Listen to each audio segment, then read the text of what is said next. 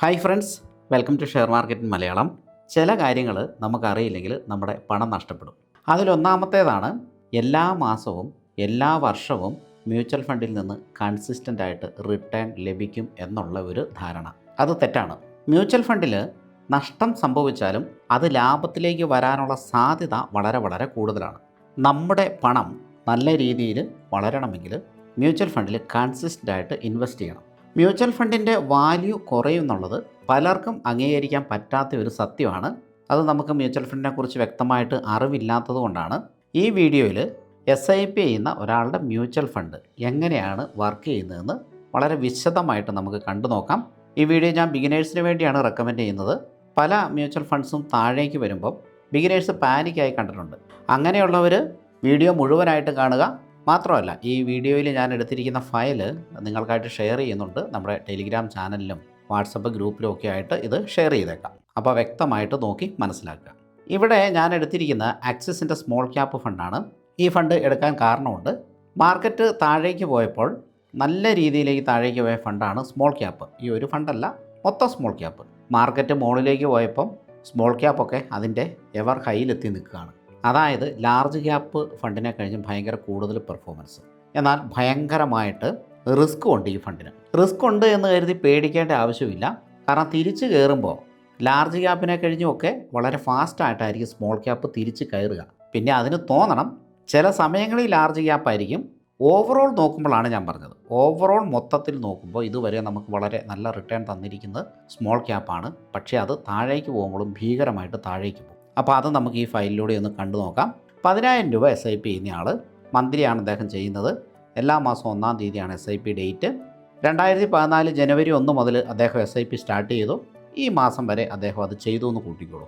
ഏതാണ്ട് 12 വർഷം. ഈ 12 വർഷം എടുക്കാൻ കാരണം ഈ ഫണ്ട് രൂപം കൊണ്ടിട്ട് 12 വർഷം ആയിട്ടുള്ളൂ. അപ്പോൾ അന്ന് മുതൽ ഇൻവെസ്റ്റ് ചെയ്തു എന്ന് കൂട്ടിയാൽ മതി. ഇത്രയും നാളുകൊണ്ട് ഇദ്ദേഹം ടോട്ടൽ ഇൻവെസ്റ്റ് ചെയ്തിരിക്കുന്ന തുക എന്ന് പറയുന്നത് 15 ലക്ഷം രൂപയാണ്. അദ്ദേഹത്തിൻ്റെ ഇപ്പോഴത്തെ വാല്യൂ എന്ന് പറയുന്നത് 54 ലക്ഷം രൂപയാണ്. XIRR റിട്ടേൺ എന്ന് പറയുന്നത് 18.80%.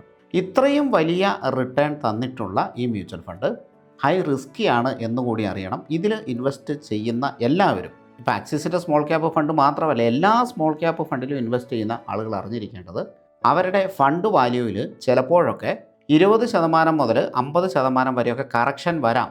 ഇത് ഓക്കെ ആണെങ്കിൽ മാത്രമേ സ്മോൾ ക്യാപ്പ് മ്യൂച്വൽ ഫണ്ട്സിൽ ഇൻവെസ്റ്റ് ചെയ്യാൻ പാടുള്ളൂ. അങ്ങനെ കറക്ഷൻ വരുമ്പോൾ ഒരു കാരണവശാലും പാനിക് ആകരുത്. മറിച്ച് SIP കണ്ടിന്യൂ ചെയ്യുക. അപ്പോൾ കൂടുതൽ യൂണിറ്റ്സ് നിങ്ങൾക്ക് കിട്ടും. അതെങ്ങനെയാണ് എന്ന് നമുക്ക് ഈ ഫയലിലൂടെ നോക്കാം. ഞാൻ സ്മോൾ ക്യാപ്പ് മനഃപൂർവ്വം എടുത്താണ്. ഹൈ റിട്ടേൺ കണ്ടിട്ട് ഒരുപാട് പേര് സ്മോൾ ക്യാപ്പിൽ ഇൻവെസ്റ്റ് ചെയ്യുന്നുണ്ട്. എന്നിട്ട് താഴേക്ക് പോകുമ്പോൾ പാനിക്കായിട്ട് എനിക്ക് മെസ്സേജ് അയക്കുന്നുമുണ്ട്. അങ്ങനെ പാനിക്കാകുന്ന ആൾക്കാർ സ്മോൾ ക്യാപ്പിൽ ഇൻവെസ്റ്റ് ചെയ്യരുത്. അല്ലെങ്കിൽ വളരെ ചെറിയ തുക മാത്രമേ സ്മോൾ ക്യാപ്പിൽ അവർ SIP ചെയ്യാവുള്ളൂ. ഇങ്ങനെ ആളുകൾ പാനിക്കാകുന്നതുകൊണ്ടാണ് സ്മോൾ ക്യാപ്പ് നമുക്ക് അഡ്വൈസ് പോലും ചെയ്യാൻ പറ്റാത്തത്. പലപ്പോഴും മിക്സഡ് ആയിട്ടുള്ള ഫ്ലെക്സി ക്യാപ്പ്, മൾട്ടി ക്യാപ്പ് ഫണ്ടുകളൊക്കെയാണ് ഇതിന് പകരമായിട്ട് നമ്മൾ കൊടുക്കുന്നത്. ഇതിന് പകരം അതാവില്ലെങ്കിലും അതിൽ സ്മോൾ ക്യാപ്പിൻ്റെ ഒരു പോർഷനുണ്ട്. തനി സ്മോൾ ക്യാപ്പ് തന്നെ കൊടുക്കുമ്പോൾ അത് വലിയ എമൗണ്ട് കൂടിയാണെങ്കിൽ ഒരുപാട് പേര് പാനിക്കാവും. അപ്പോൾ അത് ഒരുപാട് കണ്ടിട്ടുള്ളത് കൊണ്ടാണ് ഞാൻ ഈ ഒരു ഫയൽ പ്രിപ്പയർ ചെയ്തിട്ട് നിങ്ങളിലേക്ക് എത്തിക്കുന്നത്. അപ്പോൾ നമ്മൾ ഇൻവെസ്റ്റ്മെൻറ്റിലേക്ക് കിടന്നു. ശ്രദ്ധിച്ചിരുന്നോളൂ. 2014 ജനുവരി 1-ാം തീയതി നമ്മൾ 10,000 രൂപ ഇൻവെസ്റ്റ് ചെയ്യുന്നു. അന്നത്തെ NAV എന്ന് പറയുന്നത് 10 രൂപ 18 പൈസയാണ്. 18 നല്ല വായിക്കട്ടെ, 10.18 എന്നാണല്ലോ. ഞാൻ എളുപ്പത്തിന് 18 എന്ന് പറഞ്ഞതേ ഉള്ളൂ. എത്ര യൂണിറ്റാണ് അദ്ദേഹത്തിന് ലഭിച്ചിരിക്കുന്നത്? 982 യൂണിറ്റ് അദ്ദേഹത്തിന് ലഭിച്ചു 10,000 രൂപ ഇൻവെസ്റ്റ് ചെയ്തപ്പോൾ. അടുത്ത വർഷം NAV കുറഞ്ഞു. നോക്കൂ, 9.84 NAV കുറഞ്ഞു. NAV എന്ന് പറഞ്ഞാൽ ഒരു മ്യൂച്വൽ ഫണ്ടിൻ്റെ ഒരു യൂണിറ്റിൻ്റെ വില കേട്ടോ. അപ്പോൾ അദ്ദേഹത്തിന് 1016 യൂണിറ്റ് ലഭിച്ചു. ആദ്യം നോക്കൂ, 982 യൂണിറ്റ് ആയിരുന്നു ആദ്യത്തെ മാസം. രണ്ടാമത്തെ മാസം ആ ഫണ്ടിൻ്റെ വില കൂടിയില്ല, കുറഞ്ഞു. അപ്പോൾ അദ്ദേഹത്തിന് കിട്ടിയിരിക്കുന്ന യൂണിറ്റിൻ്റെ നമ്പർ കൂടി. ഇനി ഇവിടെ നോക്കൂ, അദ്ദേഹം ടോട്ടൽ ഇൻവെസ്റ്റ് ചെയ്തിരിക്കുന്നത് 20,000 രൂപയാണ്. ആദ്യത്തെ മാസം 10,000, രണ്ടാമത്തെ മാസം 10,000, ടോട്ടൽ 20,000. പക്ഷേ അദ്ദേഹത്തിൻ്റെ ഫണ്ട് വാല്യൂവിൽ 344 രൂപയുടെ കുറവ് ഇവിടെ നമുക്ക് കാണാൻ പറ്റും. 344 334 അങ്ങനെ. ശരിക്കും പറഞ്ഞാൽ ഈ കുറവ് ലിക്വിഡ് ഫണ്ടിൽ സംഭവിക്കില്ല. എന്നാൽ ഇവിടെ അത് സംഭവിച്ചു. അപ്പോൾ ഇങ്ങനെയുള്ള കുറവുകൾ നമ്മൾ എക്സ്പെക്റ്റ് ചെയ്യണം കേട്ടോ. ഇനി മൂന്നാമത്തെ മാസമായപ്പോൾ NAV 10 രൂപ 20 പൈസയായിട്ട് ഉയർന്നു. അപ്പോൾ അദ്ദേഹത്തിന് ലഭിച്ചിരിക്കുന്ന യൂണിറ്റ് 980 മാത്രമാണ്. NAV കുറയുമ്പോൾ യൂണിറ്റ് കൂടും. നമ്മളൊരു സാധനമാണ് മേടിക്കുന്നതെന്ന് കരുതിക്കോളൂ. ഈ യൂണിറ്റിനെ കിലോ ആയിട്ട് നമുക്ക് കൺവേർട്ട് ചെയ്യാം. ആദ്യം നമുക്ക് 982 കിലോ ലഭിച്ചു, പിന്നീട് 1016 കിലോ ലഭിച്ചു, പിന്നീട് 980 കിലോ ലഭിച്ചു. അതായത് വില കുറയുമ്പോൾ നമുക്ക് കിട്ടുന്ന യൂണിറ്റിൻ്റെ എണ്ണം കൂടുന്നു. അതുകൊണ്ട് തന്നെ നമുക്കവിടെ നഷ്ടങ്ങളോ ഒന്നും സംഭവിക്കുന്നില്ലല്ലോ. പക്ഷേ വെർച്വലി നമ്മൾ അവിടെ നഷ്ടം കാണും. കാരണം ഇവിടെ നമുക്കൊരു 300 സംതിങ് രൂപയുടെ കുറവ് നമ്മുടെ ഫണ്ടിൽ കാണുന്നുണ്ട്. ഇനി മുന്നോട്ട് പോകുന്നു. NAV ഭയങ്കരമായിട്ട് കുതിക്കുന്നു, 11 രൂപ 20 പൈസ ആവുന്നു. അപ്പോൾ ടോട്ടൽ നമ്മൾ ഇൻവെസ്റ്റ് ചെയ്തിരിക്കുന്ന 40,000 രൂപയാണ്. പക്ഷേ നമ്മുടെ ടോട്ടൽ ഫണ്ട് വാല്യൂ എന്ന് പറയുന്നത് 43,000 സംതിങ് ആയിട്ട് ഉയർന്നിട്ടുണ്ട്. അപ്പോൾ ഈ യൂണിറ്റിൻ്റെ കാര്യം ക്ലിയർ ആയിട്ട് മനസ്സിലായില്ലേ? അതേപോലെ ഫണ്ട് വാല്യൂവിൻ്റെ കാര്യം ക്ലിയർ ആയിട്ട് മനസ്സിലായി. മുന്നോട്ട് പോവുകയാണ്. ഇനി NAVയിൽ വലിയ ഡ്രോപ്പ് വന്നത് നമുക്ക് കണ്ടുപിടിക്കണം. ഇവിടെ ഇപ്പോൾ NAV 15 രൂപയാകുന്നു, 17 രൂപയാകുന്നു, 18 രൂപയാകുന്നു, 19 ആവുന്നു, 20 ആവുന്നു. അവിടെയൊന്നും വലിയ പ്രശ്നമില്ല. നമുക്ക് ഇവിടെ വരാം. 20 രൂപ 55 പൈസയായിട്ട് NAV ഉയർന്നിട്ടുണ്ട്. എന്നാൽ ഇവിടെ 18 രൂപ 13 പൈസയായിട്ട് NAV താഴ്ന്നിട്ടുണ്ട്. ഇത് ചെറിയ താഴ്ചയൊന്നും അല്ല കേട്ടോ. പേഴ്സൻറ്റേജ് വെച്ച് നോക്കുമ്പോൾ അത് വലിയ താഴ്ച തന്നെയാണ്. നമുക്ക് 20 രൂപ 55 പൈസ NAV ഉള്ളപ്പോൾ നമ്മുടെ ഫണ്ട് വാല്യൂ എത്രയാണെന്ന് നോക്കാം. 3,23,000 ആണ്. അത് 18 രൂപയായപ്പോൾ നമ്മുടെ ഫണ്ട് വാല്യൂ എന്ന് പറയുന്നത് 3,05,000 ആണ്. അപ്പോൾ ഇവിടെ ഒരു ഡ്രോപ്പ് ഉണ്ടായിട്ടുണ്ട്. ഇതേ സമയം നമ്മൾ 10,000 വെച്ച് 2 പ്രാവശ്യം ഇൻവെസ്റ്റ് ചെയ്തിട്ടുമുണ്ട്. ഈ സമയത്തൊന്നും വലിയ ക്രാഷ് വരാത്തതുകൊണ്ടാണ് NAVയിലും നമ്മുടെ ഫണ്ട് വാല്യൂവിലും വലിയ ഡ്രോപ്പ് നമ്മൾ കാണാത്തത്. എന്നാൽ വലിയ ക്രാഷ് മാർക്കറ്റിൽ വരാറുണ്ട്. ഇതിൽ നിന്നും എന്താണ് മനസ്സിലായത്? മ്യൂച്വൽ ഫണ്ടിൽ കൺസിസ്റ്റൻ്റ് ആയിട്ടുള്ള ഒരു റിട്ടേൺ കിട്ടില്ല. പക്ഷേ നല്ലൊരു റിട്ടേൺ കിട്ടണമെങ്കിൽ മ്യൂച്വൽ ഫണ്ടിൽ നമ്മൾ ഇൻവെസ്റ്റ് ചെയ്തേ മതിയാവും. ഇനി നമുക്ക് വീണ്ടും താഴേക്ക് പോകാം. 2017 2020 ആ വലിയ ക്രാഷ് അത് നമുക്കൊന്ന് പരിശോധിക്കാം. ദാ ഇവിടെ നോക്കൂ, 34 രൂപ NAV, അതായത് 2020 മാർച്ച് 2 ആ സമയത്ത് ഫണ്ട് വാല്യൂ എന്ന് പറയുന്നത് 12,06,000 രൂപയാണ്. അടുത്ത ഒറ്റ മാസം കൊണ്ട് NAV 23 രൂപ 88 പൈസയായിട്ട് കുറഞ്ഞു. ഇത് എത്ര ശതമാനത്തിൻ്റെ ഡൗൺ ആണെന്നറിയോ? ചെറിയ ഡൗണൊന്നുമല്ല, ഇത് 42% ഡൗണാണ്. ആ ഒരു കുറവ് നമുക്കിവിടെ കാണാൻ പറ്റും. ഇവിടെ 12 ലക്ഷമായിരുന്നു, അത് 8.5 ലക്ഷമായിട്ട് കുറഞ്ഞു. നോർമലി ഈ സമയത്ത് ആളുകൾ പാനിക്കായിട്ട് വിറ്റ് മാറും. പക്ഷേ അടുത്ത മാസം തൊട്ട് ഇത് കയറുന്നുണ്ട്. എന്നാൽ ഈ പഴയ 34 ആകണമെങ്കിൽ കുറേ മാസം കഴിഞ്ഞിട്ടാണ് ആകുന്നത്. ഇത് ശരിക്കും പറഞ്ഞാൽ കോവിഡിൻ്റെ ക്രാഷായിരുന്നു. ഒരു ഷാർപ്പ് ക്രാഷ് വന്നു, അതിനുശേഷം വളരെ ഷാർപ്പായിട്ടുള്ള റിക്കവറിയും വന്നു. പക്ഷേ ഇപ്പം നമ്മൾ കണ്ടിട്ടുള്ള കറക്ഷൻ കുറേ കാലം നീണ്ടു നിന്ന ഒരു ടൈം കറക്ഷനാണ്. അപ്പോൾ ഇതുപോലുള്ള ഷാർപ്പ് കറക്ഷൻ ആയിരുന്നില്ല. മെല്ലെ മെല്ലെയാണ് മാർക്കറ്റ് ഇടിയുന്നത്. എന്നിട്ട് ഇടയ്ക്ക് കയറുന്നുമുണ്ട്, വീണ്ടും ഇടിയുന്നുണ്ട്. ഇടിയുന്നെന്നും പറയാൻ പറ്റിയല്ല, വളരെ സാവധാനം താഴേക്ക് പോകുന്നു. ആ താഴേക്ക് പോക്ക് ഒരുപക്ഷെ 10% പോകും. എന്നിട്ട് വളരെ സാവധാനം മുകളിലേക്ക് കയറുന്നു. ആ മുകളിലേക്ക് കയറുന്നത് 10% ഒന്നും കയറണമെന്നില്ല, അതൊരു 5% കയറുള്ളൂ. വീണ്ടും ഒരു 5% താഴേക്ക് പോകുന്നു, പിന്നെയും കുറച്ച് കയറുന്നു. അങ്ങനെ 2 വർഷത്തോളം എടുത്ത ഒരു ടൈം കറക്ഷനിലൂടെയാണ് ഇന്ത്യൻ മാർക്കറ്റ് ഇപ്പോൾ കടന്നു പോയത്. അപ്പോൾ നമ്മുടെ മ്യൂച്വൽ ഫണ്ടിൻ്റെ വില ഭയങ്കരമായിട്ട് കൂടുന്നുണ്ടാവില്ല, ഭയങ്കരമായിട്ട് കുറയുന്നുണ്ടാവില്ല. എന്നാൽ കുറയുമ്പോൾ ഓർക്കുക, നമുക്ക് കൂടുതൽ യൂണിറ്റ്സ് ഇവിടെ ലഭിക്കുന്നുണ്ട് എന്നുള്ളത്. ഫോർ എക്സാമ്പിൾ ഇവിടെ 34 രൂപ NAV ഉണ്ടായിരുന്നപ്പോൾ 293 യൂണിറ്റാണ് ലഭിച്ചിരുന്നതെങ്കിൽ 23 രൂപ 88 പൈസ ആയപ്പോൾ 418 യൂണിറ്റ് ലഭിക്കുന്നുണ്ട്. പിന്നീട് ഈ 34 രൂപയിലേക്ക് ഇത് വരുമ്പോൾ 418 × 34 അപ്പോൾ നമുക്ക് വലിയ വെൽത്ത് അതിലൂടെ ക്രിയേറ്റ് ചെയ്യാനും സാധിക്കും. പിന്നീട് ഗ്രാജുവലി ഇങ്ങനെ മുകളിലേക്ക് പോയി ഒരുപാട് മാസം കഴിഞ്ഞിട്ടാണ് ഈ പറയുന്ന 34 വരുന്നത്. 2020 നവംബറിലൊക്കെ 33.51. 2020 ഡിസംബറിൽ അത് 37 രൂപയിലേക്ക് കുതിക്കുന്നുണ്ട്. ഈ സമയത്തൊക്കെ നമ്മൾ ഇതിലും വില കുറഞ്ഞത് മേടിച്ചതുകൊണ്ട് കൂടുതൽ യൂണിറ്റ്സ് നമുക്കിവിടെ ലഭിക്കുന്നുണ്ട്. അത് ഈ ഫയലിൽ വ്യക്തമായിട്ട് കാണാൻ പറ്റും. ഇത് ക്ലിയർ ആയിട്ട് മനസ്സിലാക്കിയിരിക്കണം കേട്ടോ. അങ്ങനെയാണെങ്കിൽ നമ്മൾ പാനിക് ആവില്ല. പിന്നീട് അങ്ങനെ മുന്നോട്ട് പോകുന്നു. ഇപ്പോൾ ഈ മാസം ആകുമ്പോഴത്തേനും ഫണ്ട് വാല്യൂ എന്ന് പറയുന്നത് 54 ലക്ഷത്തോളം വരുന്നുണ്ട്. ഇത് കഴിഞ്ഞ മാസത്തെയാണ്, ജൂലൈ 1, 2026. ഇത് ഓഗസ്റ്റ് മാസമാണല്ലോ. അപ്പോൾ വളരെ വലിയൊരു വെൽത്താണ് ഇവിടെ ക്രിയേറ്റ് ആയിരിക്കുന്നത്. ഇപ്പോൾ നമ്മുടെ NAV 112 ആയിട്ടുണ്ട്. ഏതാണ്ട് 10 രൂപ NAVയിലാണ് ഇൻവെസ്റ്റ്മെൻറ്റ് തുടങ്ങിയത്. അത് 100 രൂപയ്ക്ക് മുകളിലേക്ക് പോയി. 10 ഇരട്ടിക്ക് മുകളിൽ റിട്ടേൺ ആണ് ഇവിടെ ലഭിച്ചിരിക്കുന്നത്. ഇത്രയും വലിയ റിട്ടേൺ ലഭിക്കാൻ കാരണം ഇത് സ്മോൾ ക്യാപ്പ് ഫണ്ട് ആയതുകൊണ്ടാണ്. നിക്ഷേപിക്കുന്നവർ തീർച്ചയായിട്ടും ശ്രദ്ധിക്കേണ്ട കുറച്ച് കാര്യങ്ങൾ ഞാൻ പറഞ്ഞുതരാം. ഒന്ന്, നിങ്ങളുടെ സാലറിയുടെ 20% മ്യൂച്വൽ ഫണ്ടിൽ നിക്ഷേപിക്കാം. അതിൽ കൂടുതൽ നിക്ഷേപിക്കുന്നവരുമുണ്ട്. അങ്ങനെ നിക്ഷേപിക്കുന്നവർ തീർച്ചയായിട്ടും ഒരു എമർജൻസി ഫണ്ട് കരുതേണ്ടതാണ്. അതായത് നിങ്ങൾക്ക് പെട്ടെന്ന് സാലറി നിന്നാൽ ഒരു 6 മാസത്തേക്ക് ജീവിക്കാനുള്ള പൈസ ലിക്വിഡ് ഫണ്ടിലോ മറ്റോ കീപ്പ് ചെയ്യുന്നത് നന്നായിരിക്കും. സേവിങ് ബാങ്കിൽ ഇട്ടിട്ട് കാര്യമില്ല, വലിയ റിട്ടേൺ കിട്ടില്ല. അഡ്വൈസബിൾ എപ്പോൾ വേണമെങ്കിലും എടുക്കാൻ പറ്റിയിട്ടുള്ള ലിക്വിഡ് ഫണ്ടുകളിൽ ഇടുകയാണ്. ഏതാണ്ട് FD അടുത്ത് റിട്ടേൺ ഇതിൽ നിന്ന് ലഭിക്കുകയും ചെയ്യും. എപ്പോൾ വേണമെങ്കിലും പിൻവലിക്കാം. FD ഇട്ട് കഴിഞ്ഞാൽ എപ്പോഴും പിൻവലിക്കാൻ പറ്റില്ല. അതിൻ്റെ ആ സമയമാകുമ്പോഴല്ലേ പിൻവലിക്കാൻ പറ്റുള്ളൂ, അല്ലെങ്കിൽ ആ നേട്ടം കിട്ടില്ല.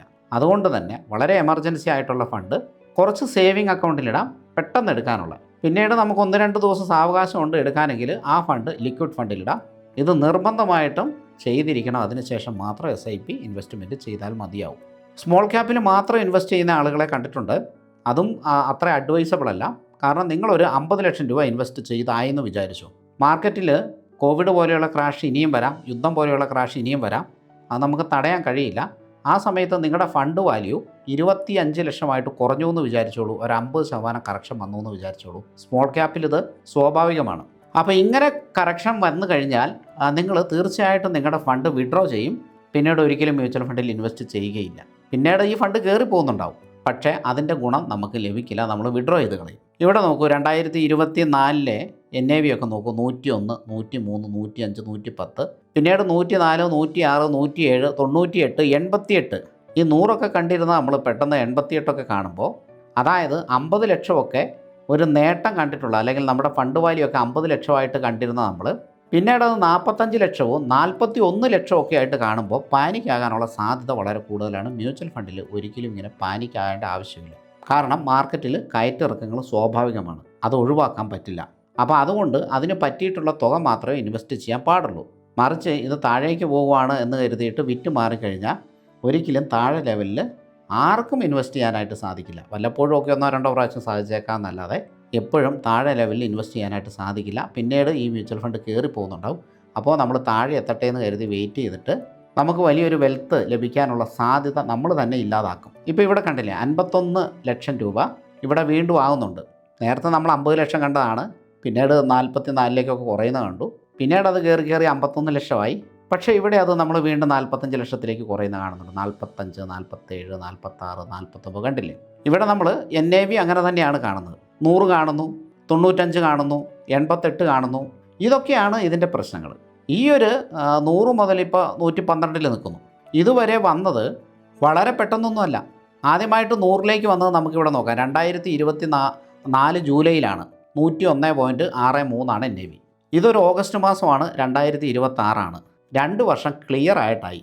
അപ്പോൾ ഇവിടെ 101 കണ്ട നമ്മൾ ഇപ്പോൾ കാണുന്നത് 112 ഈ 2 വർഷം കൊണ്ട്. എന്നാൽ കഴിഞ്ഞ മാസം, അതായത് ജൂലൈ അല്ല, ജൂൺ കേട്ടോ, ജൂൺ 1 ഇതിൻ്റെ NAV എന്ന് പറയുന്നത് 105. അതായത് 101 കണ്ട നമ്മൾ ഏതാണ്ട് 2 വർഷമായിട്ട് 4 പോയിൻറ്റിൻ്റെ ഒരു അപ്പ് മാത്രമേ ഇവിടെ കണ്ടിട്ടുള്ളൂ. എന്നാൽ നോക്കൂ, 101 2024 ജൂലൈയിൽ കണ്ട നമ്മൾ 2026 ഏപ്രിലായപ്പോൾ കാണുന്ന NAV 95. അതായത് താഴേക്കാണ് പോകുന്നത്. ഏതാണ്ട് 1.5 വർഷത്തിന് മുകളിലായിട്ടും NAV കൂടുന്നില്ല. ഇവിടെ കണ്ടോ 100, ഇവിടെ 99, ഇവിടെ 104, 106, 109, 105, 101. ഇത് സൈഡ് വേസ് മാർക്കറ്റാണ്, അതായത് ടൈം കറക്ഷനാണ് ഇവിടെ നടന്നുകൊണ്ടിരുന്നത്. ഈ കറക്ഷൻ അതിജീവിക്കുന്നവർക്ക് മാത്രമേ വലിയൊരു വെൽത്ത് ക്രിയേറ്റ് ചെയ്യാനായിട്ട് സാധിക്കൂ. ഓർക്കുക, NAV കുറയുമ്പോഴും നിങ്ങൾക്ക് കിട്ടുന്ന യൂണിറ്റ് കൂടുന്നുണ്ട്. ഈ കുറഞ്ഞിരിക്കുന്ന NAV ഇവിടെ ഒന്നും നിൽക്കുകയില്ല. ഇത് കുറേ കഴിയുമ്പോഴത്തേനും ഇത് കൂടും. ഇപ്പോൾ 112 കാണുന്ന ഈ NAV കുറേ നാൾ കഴിയുമ്പോൾ നമ്മൾ 120 കാണും, 130 കാണും. ഇതങ്ങനെ കയറിക്കൊണ്ടിരിക്കും. ആ സമയത്ത് വലിയ റിട്ടേൺ നമുക്ക് ലഭിക്കണമെങ്കിൽ NAV കുറഞ്ഞിരിക്കുന്ന സമയത്ത് കൂടുതൽ യൂണിറ്റുകൾ അച്ചീവ് ചെയ്യേണ്ടതുണ്ട്. അപ്പോൾ മ്യൂച്വൽ ഫണ്ടിൽ നിക്ഷേപിക്കാൻ പാനിക്കാവേണ്ട കാര്യമൊന്നുമില്ല. ഉള്ള പൈസ മൊത്തം എടുത്ത് മ്യൂച്വൽ ഫണ്ടിൽ നിക്ഷേപിക്കുകയും ചെയ്യരുത്. എപ്പോഴും എമർജൻസി ഫണ്ട് കീപ്പ് ചെയ്യുക. നമുക്കൊരാവശ്യം വന്നു കഴിഞ്ഞാൽ ആ എമർജൻസി ഫണ്ടിൽ നിന്ന് വേണം നമ്മൾ പൈസ എടുക്കാനായിട്ട്. റണ്ണിങ് SIP ഒരു കാരണവശാലും തടസ്സപ്പെടുത്തരുത്, സ്റ്റോപ്പ് ചെയ്യരുത്, ക്യാൻസൽ ചെയ്യരുത്. അത് വളരാൻ വിട്ട് കഴിഞ്ഞിട്ടുണ്ടെങ്കിൽ ഭാവിയിൽ നമുക്ക് വളരെ വലിയ ഒരു നേട്ടം ലഭിക്കും. മ്യൂച്വൽ ഫണ്ട് എങ്ങനെയാണ് വർക്ക് ചെയ്യുന്നത് നമുക്കൊരു ഗ്രാഫിൽ കൂടെ മനസ്സിലാക്കാം. ഇതാണ് ആ ഗ്രാഫ്. ഇത് മറ്റൊരു വീഡിയോയിൽ ഞാൻ ഷെയർ ചെയ്തിട്ടുണ്ട്. ഇവിടെ വളരെ റെലവൻ്റ് ആയതുകൊണ്ട് ഇവിടെയും ഷെയർ ചെയ്യുന്നു. ഇത് നമ്മുടെ ഫണ്ട് വാല്യൂ ആണ്. ഈ ഡാർക്ക് ബ്ലൂ കളറിലുള്ള ഫണ്ട് വാല്യൂ ആണ്. ഈ താഴെയുള്ള ലൈറ്റ് ബ്ലൂ കളറിലുള്ളത് നമ്മൾ ഇൻവെസ്റ്റ് ചെയ്തിരിക്കുന്ന എമൗണ്ടാണ്. ഈ താഴെയുള്ള വർഷങ്ങളാണ്. നോക്കൂ, വർഷങ്ങൾ ചെല്ലുന്തോറും ഇൻവെസ്റ്റ് ചെയ്ത എമൗണ്ടും നമ്മുടെ ഫണ്ട് വാല്യൂവും തമ്മിലുള്ള ദൂരം വളരെയധികം കൂടി വരുന്നുണ്ട്. ഇപ്പോൾ നമ്മൾ ചെയ്യുന്ന ഓരോ ചെറിയ ചൂടുവയ്പ്പും ഭാവിയിൽ വലിയ ഒരു വെൽത്ത് ക്രിയേഷനുള്ള സാധ്യതയുണ്ട്. ഒരിക്കലും 1 വർഷത്തേക്കോ 2 വർഷത്തേക്കോ ഒന്നും മ്യൂച്വൽ ഫണ്ട് ഇൻവെസ്റ്റ് ചെയ്യരുത്. മ്യൂച്വൽ ഫണ്ടിലുള്ള ഇൻവെസ്റ്റ്മെൻറ്റ് ലോങ് ടൈമിലേക്കായിരിക്കണം. കാരണം ലോങ് റണ്ണിലാണ് വലിയ വെൽത്ത് മ്യൂച്വൽ ഫണ്ടിലൂടെ ക്രിയേറ്റ് ചെയ്യാൻ സാധിക്കും. അല്ലാതെ 3-4 വർഷങ്ങൾ കൊണ്ടൊന്നും മ്യൂച്വൽ ഫണ്ടിലൂടെ വലിയ റിട്ടേൺ ജനറേറ്റ് ചെയ്യാൻ സാധിക്കില്ല. നമ്മുടെ ഇൻവെസ്റ്റ്മെൻറ്റ് കണ്ട്, നമ്മുടെ ഫണ്ട് കണ്ട്, നമ്മുടെ കണ്ണ് തന്നെ തള്ളുന്ന അവസ്ഥ വരണമെങ്കിൽ ഒരു 10 വർഷമൊക്കെ ആവണം. കണ്ടില്ലേ ഇവിടെ 14 വർഷം. 14 വർഷമായപ്പോൾ നമ്മൾ ഇൻവെസ്റ്റ് ചെയ്ത എമൗണ്ടും നമ്മുടെ ഫണ്ട് വാല്യൂവും തമ്മിൽ കുറച്ചേറെ വ്യത്യാസമുണ്ട്. എന്നാൽ 21 വർഷമായപ്പം വളരെയധികം വ്യത്യാസമുണ്ട്. 28 വർഷമായപ്പം ഇത് തമ്മിൽ ഭയങ്കര വ്യത്യാസമുണ്ട്. 35 വർഷമായപ്പം ഇൻവെസ്റ്റ് ചെയ്തത് എവിടെ നിൽക്കുന്നു, ഫണ്ട് വാല്യൂ എവിടെ നിൽക്കും. എത്രയോ മടങ്ങാണ് നമ്മുടെ ഫണ്ട് വാല്യൂ കൂടിയിരിക്കുന്നത്. അതുകൊണ്ട് തന്നെ ഈ കാര്യങ്ങൾ മനസ്സിലാക്കിയ നിങ്ങൾ കുട്ടികൾക്ക് വേണ്ടിയൊക്കെയുള്ള ഇൻവെസ്റ്റ്മെൻറ്റും മറ്റുമൊക്കെ സ്റ്റാർട്ട് ചെയ്യുക. നിങ്ങൾ ഇപ്പോൾ കൊടുക്കുന്ന ചെറിയ തുക ഭാവിയിൽ അത് വളരെ വലിയ തുകയായിട്ട് മാറും. പിന്നെ നമ്മുടെയൊക്കെ ആയുസ്സും കൂടിക്കൊണ്ടിരിക്കുകയാണ്.